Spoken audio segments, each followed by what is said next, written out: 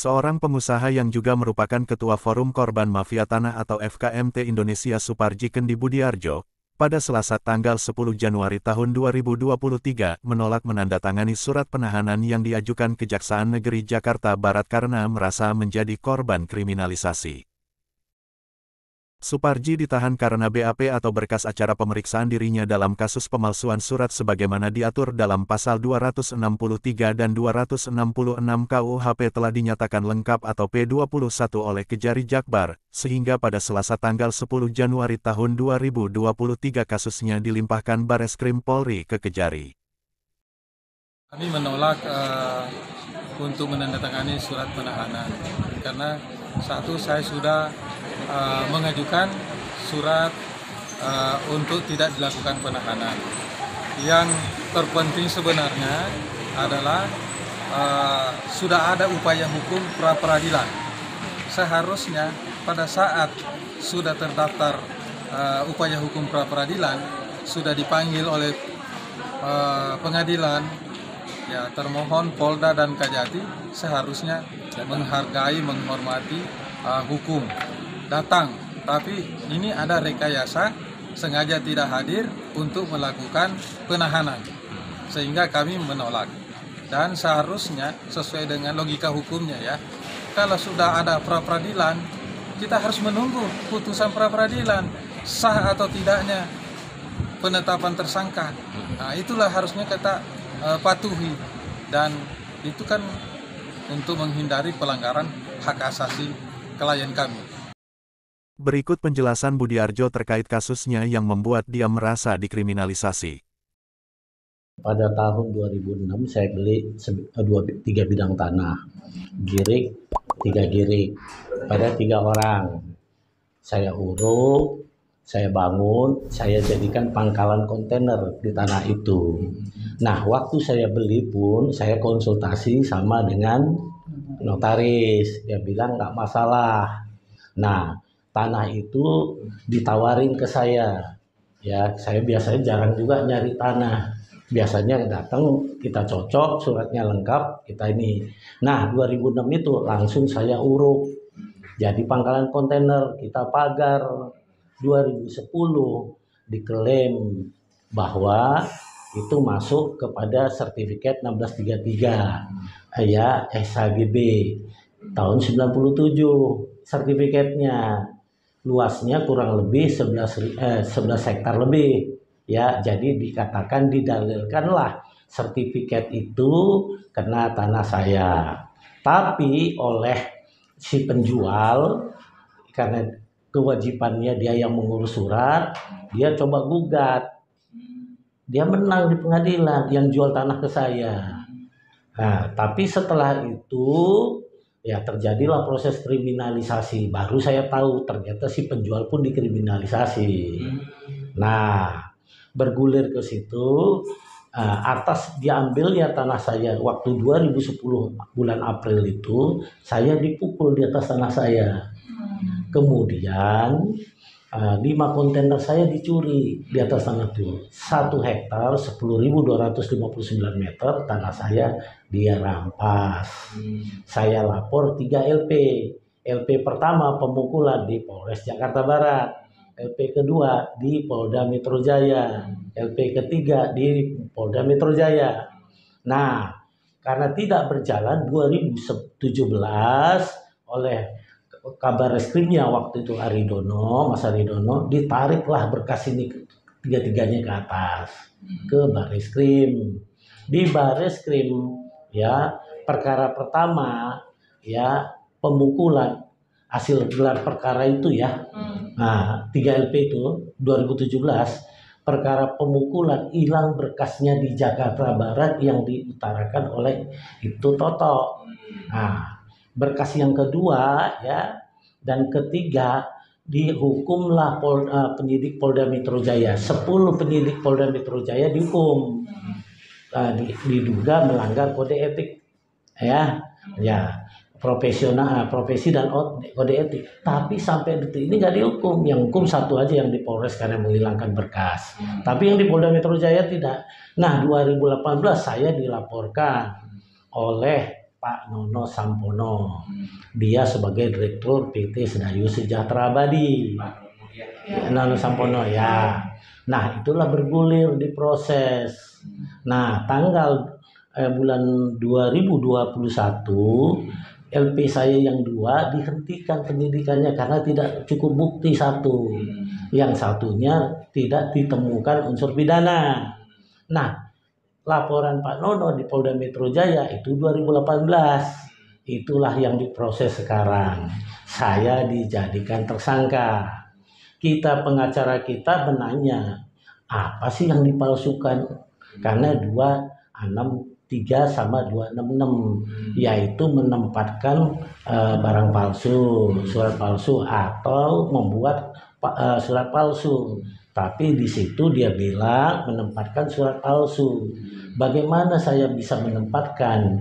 Saya tidak pernah menyuruh itu menempatkan di mana-mana. Begitu ya. Jadi itu yang nah, sekarang kita tidak tahu yang mana yang palsu. Tadi waktu saya diambil dari rumah, kita debat dengan penyidik, baru kita tahu dibilang palsu. Punya Abdul Hamid 1906. Padahal 1906 itu udah menang di pengadilan pemiliknya yang menyatakan itu asli. Nah, surat-surat saya pun sudah pernah diklarifikasi di Menko Polhukam 3 kali, di Saber Pungli, begitu juga di Menteri Dalam Negeri, di Irjen, begitu juga di Menpan. Semua udah tahu. Hanya polisi Polda Metro Jaya yang menyatakan ya surat saya, girik milik yang saya beli itu palsu. Padahal semua udah dicek, notaris sudah cek, semua udah cek. Nah, saya heran dan bingung bisa P21. Nah, itu dia. Nah, itu sampai saya sekarang diserahkan ke Kejari Jakarta Barat. Pak, pertanyaan saya, waktu Bapak membeli tanah itu ada akta jual belinya nggak? Ada PPJB. Ada PPJB. Iya, PPJB. Kenapa PPJB? Itu saran daripada notaris karena dia bilang ini belum sertifikat. Nanti kalau sudah sertifikat baru naik AJB. Jadi sertifikatnya pun atas nama pemilik dulu lama.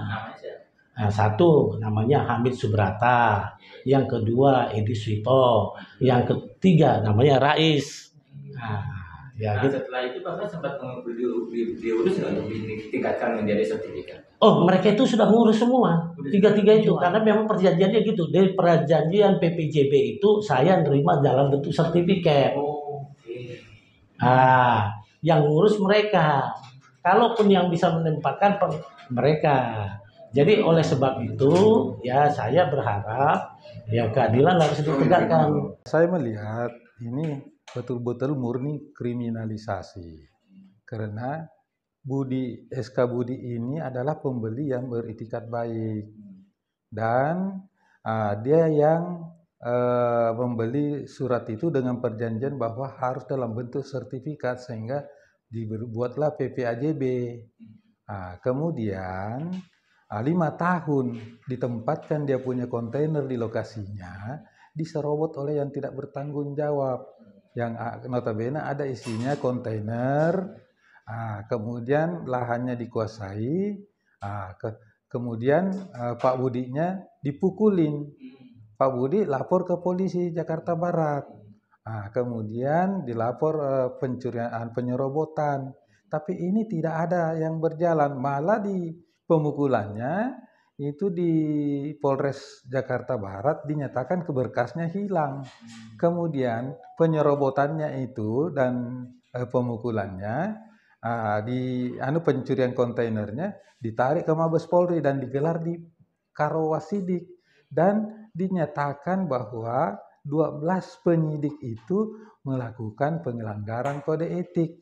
Tapi masalahnya kelanjutan itu tidak ada, malah dilakukan SP3. Kemudian berkas, bukti-bukti alat kepemilikan yang dibeli Pak Budi ini yang dari penjual itu ditahan selama 5 tahun dan konon kabarnya dijadikan dasar oleh terlapor tadinya untuk menerbitkan sertifikat. Kemudian setelah terbit sertifikat, justru Pak Budinya ini yang dilaporkan juga. Nah, bagaimana bisa jadi dengan pasal yang disangkakan 263 dengan 266? Sementara tidak ada unsur pasal itu. Satu, Pak Budi itu tidak pernah memegang surat-surat, tidak pernah ada membuat. Kapasitasnya sebagai apa? Tidak pernah menyuruh dan tidak pernah menggunakan. Jadi hanya betul-betul ini kriminalisasi 100%. Seandainya bisa 1000%, 1000% kriminalisasi. Nah, kacau kan penegakan hukum di Indonesia ini. Sementara kita pra-peradilankan. Begitu dinyatakan tersangka, kita pra-peradilankan. Di pra-peradilankan, ternyata termohon Polda Metro Jaya dan Kejaksaan Tinggi tidak menghormati peradilan, tidak hadir di persidangan. Nah, dia sebagai penegak hukum, bagaimana caranya dia mau memaksakan kepada masyarakat untuk patuh hukum, sementara ya aparat hukum sendiri yang tidak patuh hukum. Harusnya dia hadir di dalam persidangan.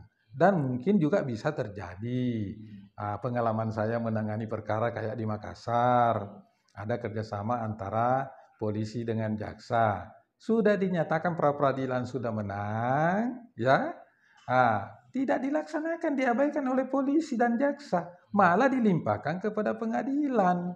Padahal di pengadilan seharusnya sudah ada poin yang diraih oleh pengadilan, image bahwa pengadilan itu bukan tukang stempel polisi dan jaksa.